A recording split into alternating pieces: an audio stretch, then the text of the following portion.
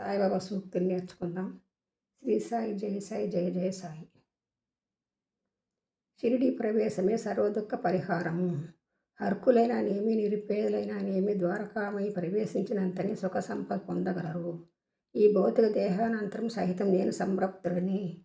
నా భక్తుల రక్షణం నా సమాధి నుండి వెలువడును. నా సమాధి నుండి నేను సర్వకార్యం నిర్వర్తించదును. సమాధి నుండి నా మానుష శరీరం మాట్లాడును. నన్ను ఆశ్రయించు వారిని, నన్ను శరణుజొచ్చిన వారిని నిరంతరం రక్షించుడి నా కర్తవ్యము.